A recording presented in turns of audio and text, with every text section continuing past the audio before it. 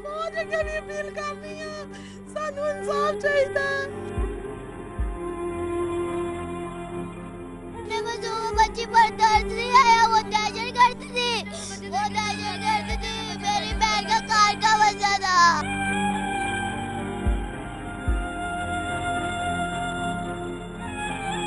क्या करी थी यार, कसूर किया था? इतने बच्चे थे, कसूर किया है, रहम नहीं आया साल पूरे।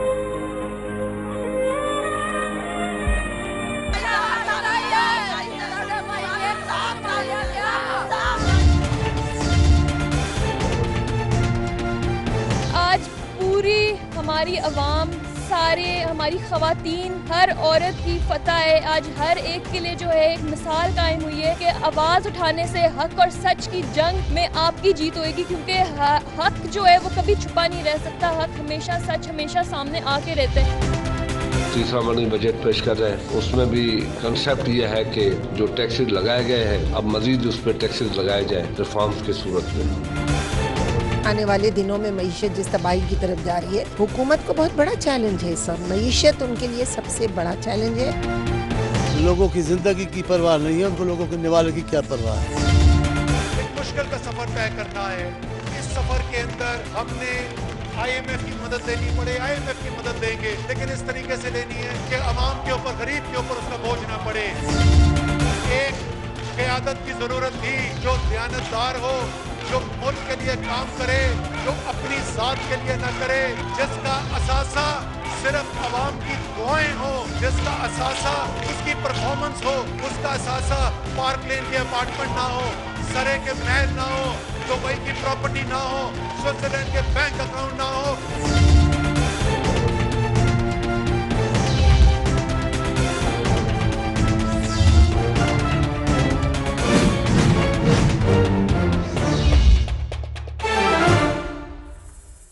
अस्सलाम वालेकुम नाज़रीन, इख्तिलाफ राय में मैं हूँ इकरा हारिस और आपको खुशामदीद कहते हैं। तहरीक इंसाफ की हुकूमत ने अपने पहले 6 माह में आज दूसरा मिनी बजट भी पेश कर दिया है।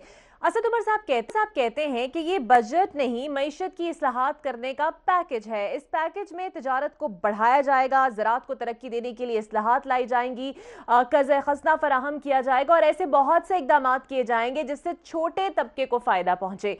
बजट तकरीर तो वो करते ही रहे, साथ साथ सियासी तनकीद भी उन्होंने खूब की और अपोजिशन ने भी खासा एहतजाज किया है।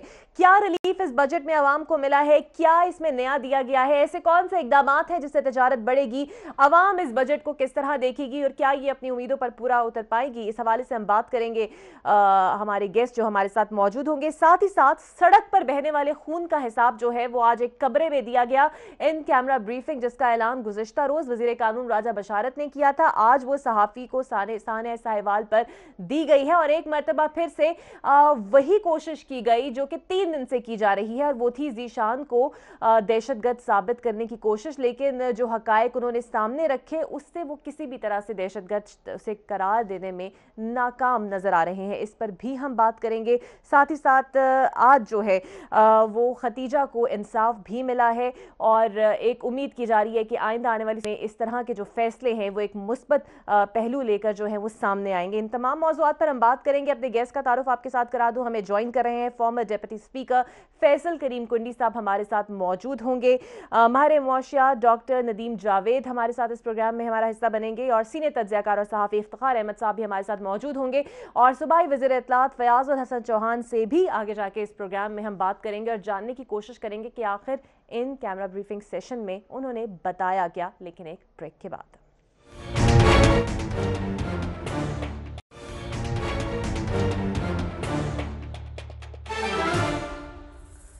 Welcome back. प्रोग्राम का आगाज करेंगे। आज जो बजट पेश किया गया है, सबसे पहले फैसल करीम कुंडी साहब मैं आपसे जानना चाहूंगी, ये जो बजट आया है कितना रिलीफ इसमें आवाम को देता हुआ आपको नजर आ रहा है? ये बजट पिछला जो मिनी बजट था उसमें और इसमें क्या फर्क आपको नजर आ रहा है?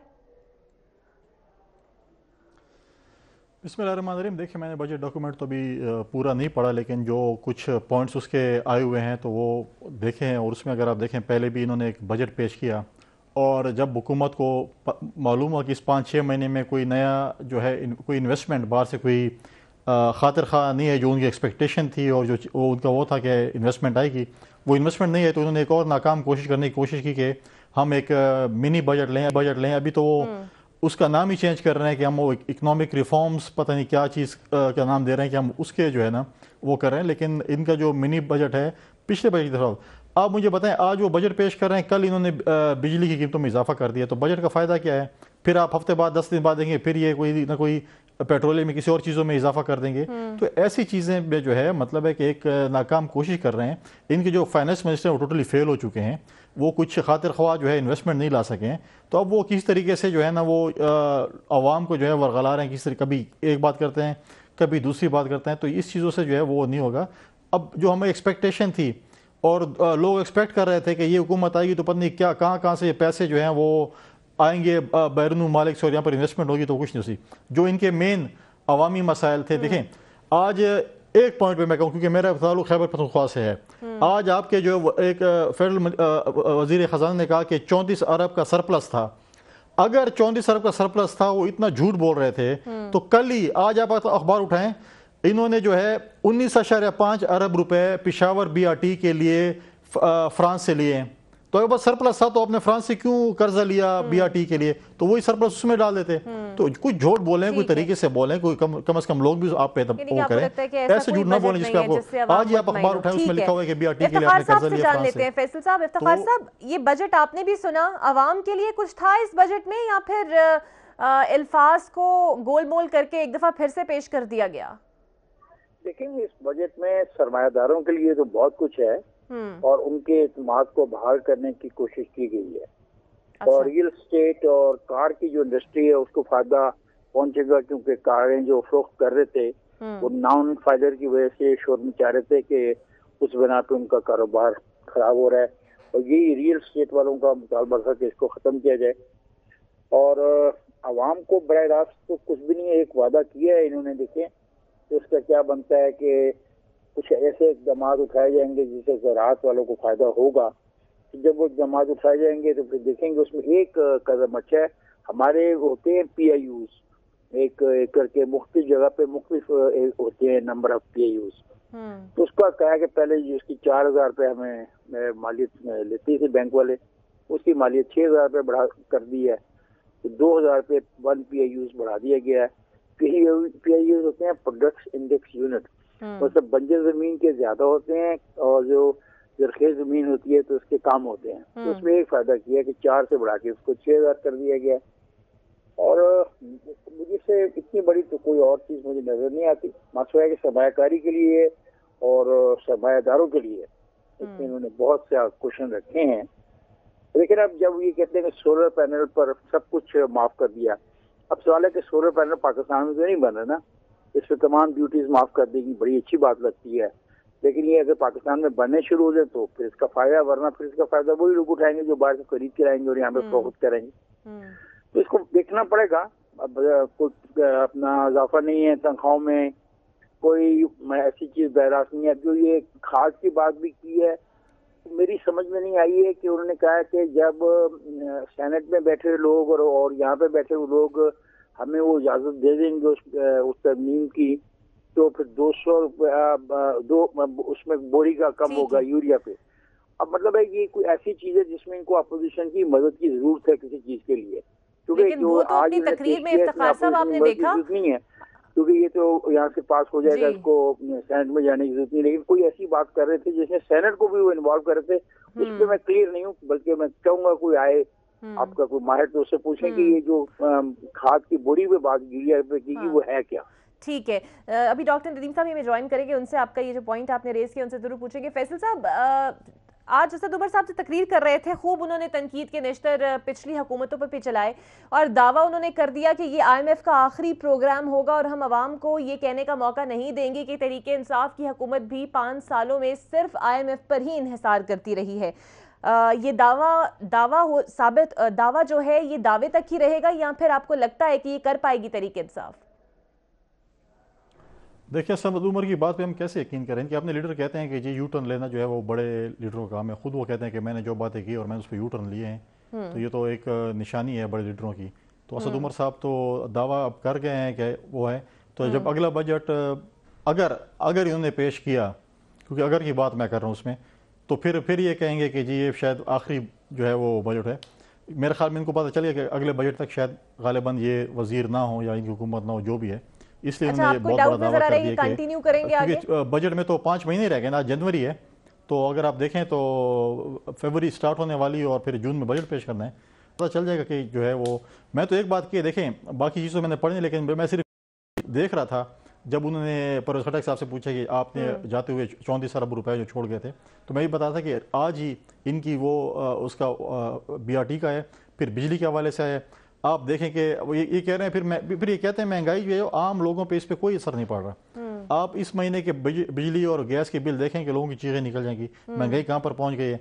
अब देखें, हम तो इस इंतज़ार में है कि इन्होंने अभी इस बजट में भी ये नहीं बताया कि वो हाउसिंग वाला स्कीम इनका कब, गरीब लोगों को मुफ्त घर कब देंगे, जो कि मुझे नहीं लगा कि मुफ्त देंगे, क्योंकि इन्होंने अपने एक और बंदे को नवाजना है, जिस तरह रज़ाक दाऊद साहब को उन्होंने मोमन डैम में नवाज लिया है, तो इस तरह और लोगों को भी नवाजना है। फिर 1 करोड़ नौकरियाँ हैं, उसकी बात भी करनी है कि 1 करोड़ नौकरियाँ कब स्टार्ट हो रही हैं, वो भी समझ नहीं आ रही कि वो कब ये स्टार्ट करेंगे, उसका जो है टेक ऑफ कब होगा 1 करोड़ नौकरियों का।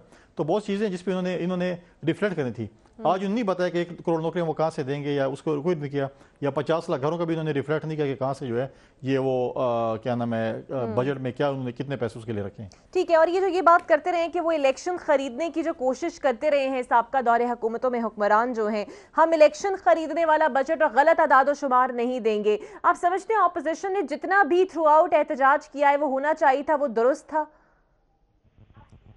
एहतजाज बाद में कर लेती, पहले अगर उसने अपने पूरे हल्के के यूनियन कौंसिल भी गिना दी कि मेरे ये यूनियन कौंसिल में मुझे वोट मिले तो मैं फिर भी मान जाऊँ, इसको अपने यूनियन कौंसिल्स के नहीं पता कि वो कहाँ से, इनको पता नहीं कि इनको वोट कहाँ से पड़े हैं, और ये आज कहते हैं कि जी वो बजट वो इलेक्शन खरीदने वाला। खलाई मखलूक को दुआ करें, आपको ले आए हैं, आप सिलेक्टेड हुकूमत आपकी आ गई है।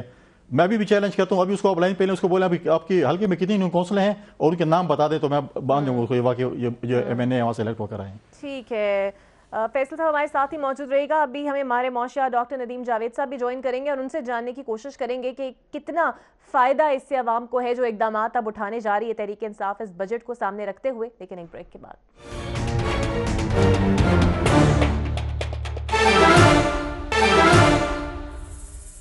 Welcome back. हमारे साथ अब मौजूद होंगे हमारे मौशियात डॉक्टर नदीम जावेद साहब, उनसे भी बात करेंगे। फैसल करीम कुंडी साहब, ये जो आज साथ साथ सियासी पॉइंट स्कोरिंग और सियासी तनकीद का निशाना भी असद उमर साहब बनाते रहे हैं, आपको लगता था इस बजट तकरीर में इसका जिक्र करना ज़रूरी था और अपोजिशन भी हंगामा राई करती रही है? अवाम चाहते थे कि बजट आ रहा है तो अपोजिशन सुनती और उसके बाद तनकीद करती?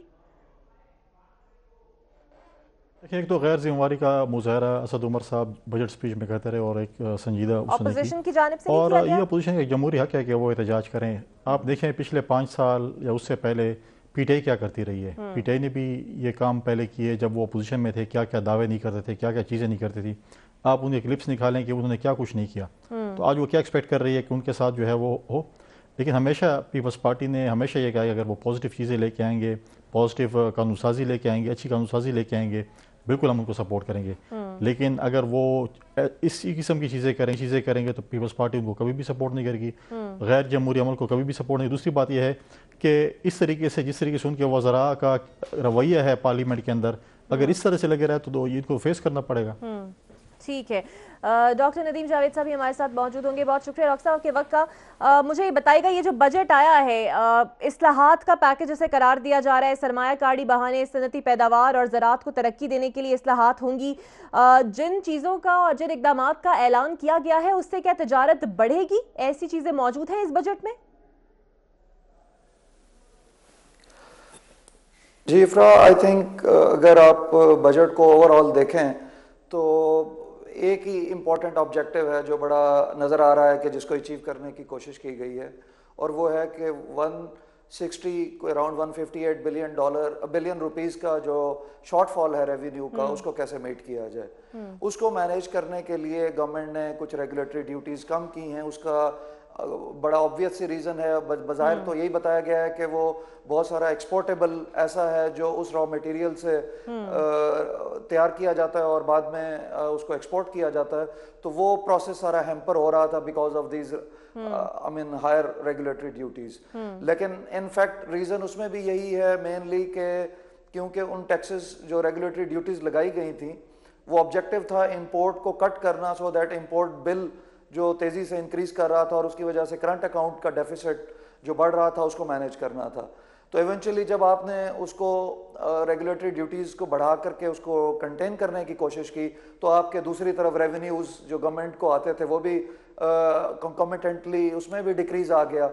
ठीक है, तो उसको मैनेज करने के लिए अब वो जो 150 आइटम्स के अराउंड या 100 आइटम्स जो हाईलाइट किए गए हैं मिनिस्ट्री ऑफ कॉमर्स की तरफ से, उनसे जो टैक्सेस रिमूव किए गए हैं तो उनसे ऑफ कोर्स एक्सपोर्ट जो कंपैटिटिवनेस है उसमें कुछ इम्प्रूवमेंट ज़रूर आएगी। लेकिन बात वही है कि इतने शॉर्ट टर्म मेजर्स के अभी 3 महीने 4 महीने पहले आप ये ड्यूटीज़ लगा रहे हैं, 6 महीने के बाद आप फिर दोबारा इन ड्यूटीज़ को रिमूव कर रहे हैं, तो बड़ी एक अजीब सी अनसर्टेनिटी क्रिएट करने वाली बात है। क्या और उसके बाद फिर से बजट दोबारा ये देंगे तो उसके लिए भी टाइम पीरियड कम है डॉक्टर साहब क्या? जी, दूसरे नंबर पे बड़ा इंपॉर्टेंट जो एस्पेक्ट है कि जो इंपोर्ट पैकेज या जिसको जो एक्सपोर्ट कंपैटिटिवनेस या उसको इन्वेस्टमेंट को प्रमोट करने के लिए जो पैकेज की बात की जा रही है उसमें भी अगर आप देखें तो जो टैक्सेस एग्जेम्पशन दी गई हैं नई मशीनरी को इंपोर्ट करने पे वो बड़ी अनटाइमली है। I mean it's very critical time जिसमें आप अपना करंट अकाउंट डेफिसिट को मैनेज नहीं कर पा रहे हैं। 17-18 अरब रुपए डॉलर की जो है वो नेट फाइनेंसिंग नीड्स हैं इकोनॉमी की। उस सिचुएशन में अगर अब आप ये एग्जाम्पशंस देने भी जा रहे हैं एंड कीपिंग इन व्यू के आप तकरीबन 27-28% की करेंसी डेप्रिशिएट कर चुकी है, तो how come it would be possible to import this expensive machinery from the international market. ठीक है, और डॉक्टर साहब मुझे ये बता दीजिए, जो आपने इन्वेस्टर्स को दी हैं, ठीक है, मुझे ये बता दीजिए, असद उमर साहब ने कहा कि कमजोर तबके को तबाही से बचाने के लिए ऐसी इस्लाहात बजट में की जा रही हैं। जिन इस्लाहात का जिक्र किया उससे कमजोर तबका जो है वो महंगाई के तूफान से और तबाही से बच जाएगा? हमारी आवाम का सिंपल क्वेश्चन जो जहनों में उनके होगा इस वक्त।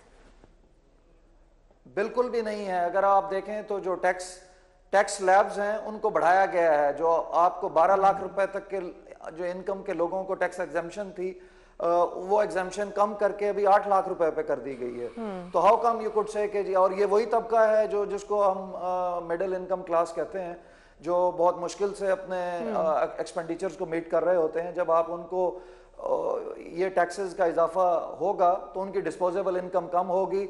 उसके साथ जो अभी महंगाई की एक वेव है बिकॉज ऑफ जो एनर्जी प्राइसेस इंटरनेशनल मार्केट में भी इंक्रीज हो रही थी वो हमने पास ऑन की, और अभी जो गैस प्राइसेस में इसी तरह इंक्रीज दिया। ठीक है डॉक्टर साहब, ये जो इकदामात का ऐलान किया गया है, ठीक है, ये जो इकदामात का ऐलान हुआ है इसका फायदा किसे होगा और नुकसान किसे होगा? इसमें देखें फर्स्ट इंस्टेंस में तो बड़ा बाज़ाहिर नजर आ रहा है कि stock market is the real winner, जिसमें कि आपने बहुत ज्यादा जो एग्जेम्पशंस और जो आपने कैपिटल गेन पे टैक्स लगाया हुआ था वैल्यू गेन पे, उसकी जो एग्जेम्पशन है that will definitely benefit the investors in the stock market. और इवेंचुअली ये लोग सेवर्स होते हैं, they are not earning their bread and butter from the stock market. ये लोगों की सेविंग्स हैं जो वहाँ इन्वेस्ट हुई हुई होती हैं। उसके मुकाबले में आप सैलरीड क्लास को ज्यादा टैक्स कर रहे हैं और दूसरी तरफ ये एग्जाम्पशंस जो दी जा रही हैं ये इवेंचुअली लेटर ऑन इसकी इम्प्लीकेशंस आएंगी और बहुत पॉजिटिव भी हो सकती हैं कि उससे इन्वेस्टमेंट प्रमोट हो। जो रिटेन्ड अर्निंग्स कॉर्पोरेट सेक्टर की थी उसके ऊपर जो टैक्सेस थे उनको कम किया गया है, but eventually this is not the right time for that. ठीक है, ये सही वक्त नहीं है। ठीक है, फैसल करीम कोटी साहब भी मौजूद हैं। बड़ी स्ट्रिंजेंट सिचुएशन से गुजर रहे हैं जिसमें economic management does not call for these kind of exemptions at this time। ठीक है फैसल, अब आपने बहुत ही मुफस्सल तरीके से डॉक्टर साहब ने बताया भी कि स्टॉक मार्केट को बूस्ट देने के लिए कोशिश की जा रही है, लेकिन जो सैलरीड क्लास है वो सफर करेगी इससे। ये इक़दामात करने का वो कहते हैं सही वक्त नहीं था। देखें बात ठीक है, सैलरी क्लास तो सफ़र करेगी क्योंकि देखिए जिस तरीके से महंगाई बढ़ रही है उस तरह से आपने सैलरी क्लास की तनख्वाहें नहीं बढ़ाई। वो भी आप देखें कि आप तो महंगाई दिन ब दिन बढ़ा रहे हैं, आप सब कुछ कर रहे हैं, लेकिन उसके बाद आप जो सैलरी क्लास है उसकी तनख्वाहें तो आपने नहीं बढ़ाई। अगर उसके साथ साथ उसी रेशो से अगर आप तनख्वाह भी बढ़ाते हैं फिर हम कहते हैं कि ठीक है सैलरी क्लास को कोई इफेक्ट नहीं कर रहा। तो इस किस्म की चीज़ें जो हैं वो इन्होंने नहीं की हैं। इन्होंने जो है ना कोशिश की है कि नाकाम दोबारा एक कोशिश कर रहे हैं कि कोई नई इन्वेस्टमेंट किसी तरीके से आ जाए, जो कि इस किस्म जो हुकूमत का रवैया जिस हुकूमत से जिस तरीके से वो काम कर रहे हैं, मुझे नहीं लग रहा कि इन्वेस्टमेंट कोई आ सकेगी। क्योंकि इन्होंने देखें पिछले 5-6 महीने में जो दौरे किए हैं बैरून ममालिक, आप उसको भी देखें कि इन्वेस्टमेंट तो नहीं ला सके। हम तो कशकोल लेके अब उनसे सपोर्ट मांग रहे हैं, भीख मांग रहे हैं, लेकिन इन्वेस्टमेंट अभी तक कोई खातिर ख्वाह इस मुल्क में नहीं आ सकी पिछले 5-6 महीने में। अब देखते हैं आगे क्या होता है। जो इनका जो तरीक़ाकार है, मुझे नहीं लग रहा कि वो इससे जो है कोई इन्वेस्टमेंट फ्यूचर में आ सकती है इस मुल्क में। ठीक है डॉक्टर साहब, बहुत ही शॉर्टली बता दीजिएगा, तिजारत को बढ़ाने पर बड़ा जोर दिया जा रहा है, नॉन फाइलर्स और फाइलर्स के लिए विद होल्डिंग टैक्स जो पहले हुकूमत ने फाइलर्स के लिए ऐड किया था उसे ही हटा दिया है। बड़ी बहुत ही ज़्यादा शॉर्ट टर्म पॉलिसीज़ नहीं है कि एक एकदम पहले हटा दिया जाता है, फिर 2-3 महीने बाद देखा जाता है और फिर दोबारा से उसे हटा दिया जाता है और दावा ये किया जाता है कि हमने हटा दिया है।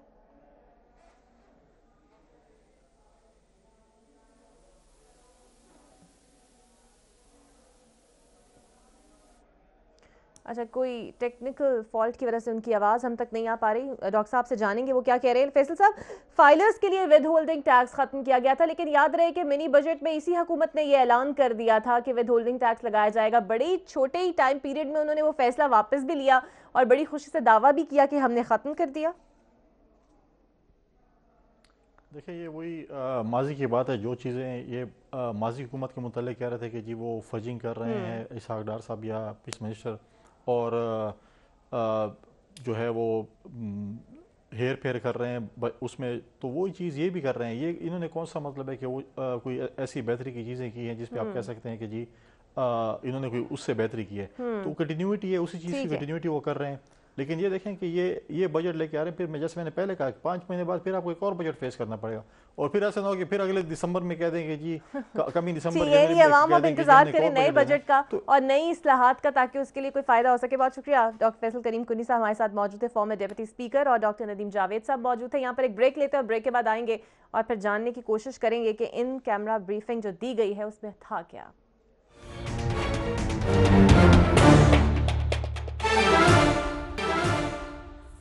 वेलकम बैक नाजरीन। तो सड़क पर बहने वाले खून का हिसाब जो है वो बंद कमरे में दिया गया। इन कैमरा ब्रीफिंग जो दी गई सहाफ़ियों पे, उसमें आज सूबाई वज़ीर इत्तलात फ़याज़ुल हसन चौहान साहब भी मौजूद थे। बहुत शुक्रिया सर आपके वक्त का।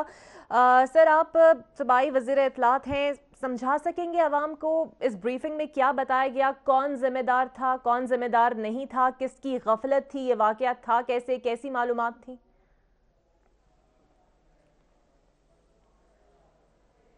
बिस्मिल्लाहिर्रहमानिर्रहीम। देखें इकरा, बुनियादी तौर पे कल राजा बशारत साहब ने जो बड़ी हाई लेवल की मीटिंग हुई और उसमें इब्तदाई रिपोर्ट GIT की जो पेश की थी GIT के सरबराह ने, तो उस रिपोर्ट के पेश करने के बाद मीडिया ब्रीफिंग करते हुए राजा बशारत साहब ने एक वादा किया था पंजाब हुकूमत के बिहाफ पे कि हम कल तमाम सीनियर सहाफ़ियों को इन कैमरा ब्रीफिंग देंगे, जिसमें हम बताएंगे कि ज़ीशान जो है उसका क्या किरदार था और उसका दहशतगर्द तंजीम के साथ क्या ताल्लुक़ है, वो हम सारा जो है उनके सामने रखेंगे।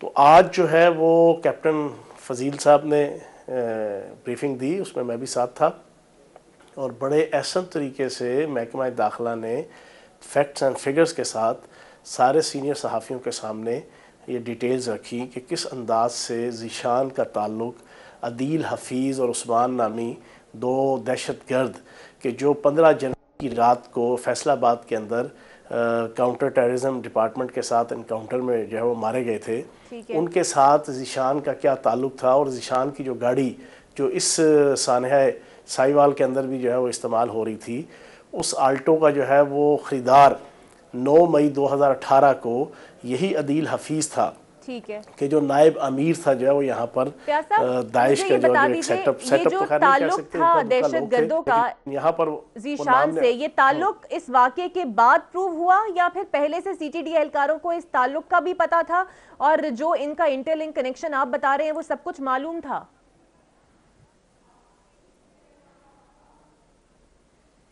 देखिए, ये 13 तारीख से जो है वो इनका ताल्लुक जो है वो पता चल चुका था, और 15 तारीख को जब ये एनकाउंटर में दोनों मारे गए थे तो वहाँ पर उनकी सिम्स के ज़रिए से जो है वो फिर सारी इन्वेस्टिगेशन फर्दर की, और फिर उसके बाद उस सिम की बुनियाद पर और वहाँ पे कुछ चीज़ों का प्रूफ मिला, तो उसकी बुनियाद पे फिर इस गाड़ी का भी जो है वो बैक ट्रैक जो है वो सारा हासिल किया गया पिछले चंद माह का, कि कहाँ पे कैसे कैसे इस्तेमाल हो।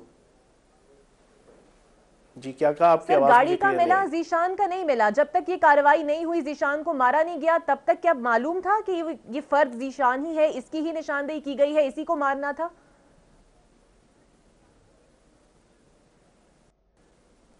देखिए, जीशान के हवाले से 15 तारीख से लेके 18 तारीख तक कुछ ना कुछ क्ल्यू मौजूद थे, उसकी गाड़ी के भी मौजूद थे। लेकिन जब ये 15 तारीख के बाद जब ये एनकाउंटर में मारे गए अदील हफीज़ और उस्मान, तो वहाँ से सेल्फियाँ मिली हैं उस्मान के साथ जीशान की। फिर जीशान की ऑडियो जब मारे गए मैसेजेस मौजूद हैं, जब मारे गए, जो व्हाट्सएप नहीं, व्हाट्सएप की तरह का एक व्हाट्सएप की तरह एक और सोशल मीडिया का एक जो है वो टूल है, एक सॉफ्टवेयर है कि जिसके अंदर जो है वो सिर्फ ये ख़ास किस्म के लोग इस्तेमाल करते हैं।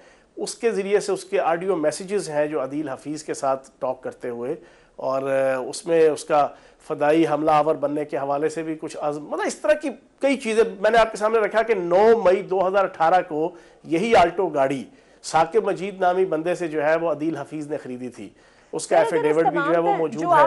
फिर उस्मान नामी जो है उसके साथ इसकी सेल्फियां भी मौजूद थी। और ये अदील हफीज़ और ये उस्मान, ये वो दो दहशतगर्द हैं कि जो है वो कानून नाफिज करने वाले अदारों के जो अहलकार हैं उनके मर्डर के अंदर भी हैं, जो अली हैदर गिलानी के अगवा के अंदर भी जो वो शामिल थे, जो एक सीनियर फौजी अफसर ब्रिगेडियर ताहिर के अगवा के अंदर भी इन्वॉल्व थे, ये सारे उसके अंदर मौजूद थे और उनके साथ इनकी सेल्फियां, इनकी ऑडियो मैसेजेस जीशान के मौजूद थे। ठीक है, चले मुझे ये बता दीजिए, कल राजा बशारत साहब ने एक प्रेस कॉन्फ्रेंस की थी, बहुत ही कंफ्यूजन से भरपूर। वो एक तो इब्तदाई JIT रिपोर्ट थी जिनकी इतलात वो शेयर कर रहे थे। एक जानिब कहते थे 100% दुरुस्त ऑपरेशन था, दूसरी जानिब उन्होंने कहा कि जीशान दहशतगर्द था और कसूरवार था। फिर उन्होंने ये भी कह दिया कि मजीद इन्वेस्टिगेशन दरकार है। सर, इतनी कंफ्यूजन एक बात क्यों नहीं? अगर 100% दुरुस्त था, फिर बेगुनाहों की जानें क्यों गई?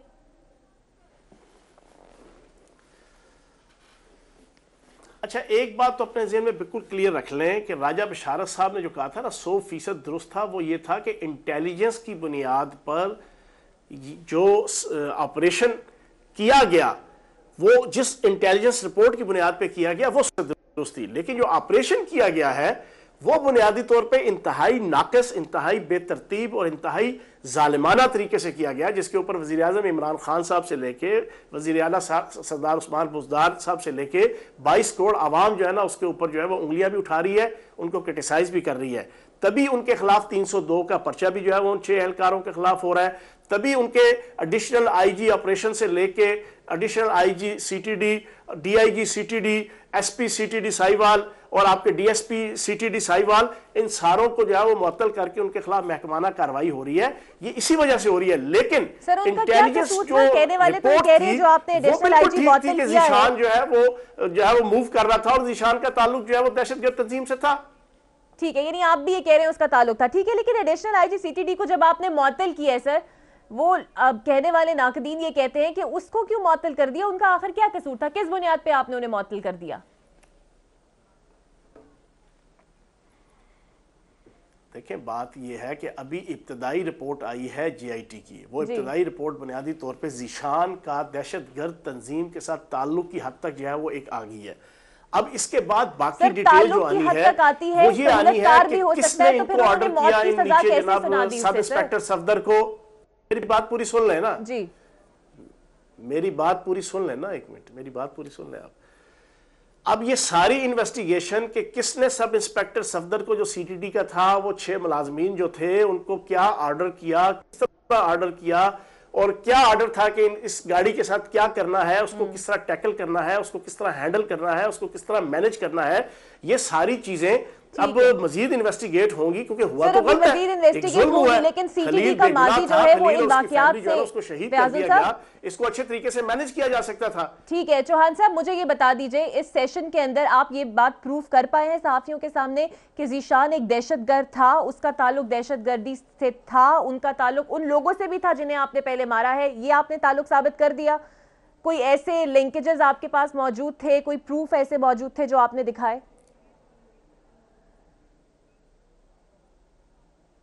100% उसका ताल्लुक जो है वो साबित कर दिया गया है। 100% जीशान का, उसकी ऑडियो, ठीक है, उसकी स्नैप्स, उसकी सेल्फियां, वही गाड़ी कि जो गाड़ी जो है वो अदील हफीज ने खरीदी 9 मई 2018 को, उसी गाड़ी के अंदर उसकी मूवमेंट होती रही, उसी गाड़ी के अंदर वो जा रहा था। असल में बुनियादी तौर पे खलील के और उसकी फैमिली को नहीं इल्म था। मेरा सवाल कि आपसे इसका ये है, आप कह रहे हैं 100% साबित कर दिया, वो एफआईआर में गाड़ी का नंबर गलत, रेड बुक में उसका नाम नहीं है, शनाख्ती कार्ड नंबर उसका गलत है, किस तरह सर साबित कर दिया? एफआईआर में किसका नंबर? सर गाड़ी का नंबर गलत लिखा गया, कार का नंबर LE6683 था, किसका नंबर गलत है एफआईआर के अंदर? सर कार का नंबर, सीटीडी की रेड बुक में उसका शनाख्ती कार्ड नंबर गलत था। ये तो माइनर चीज है, लेकिन मैं जो बता रहा हूं कि ये जो आल्टो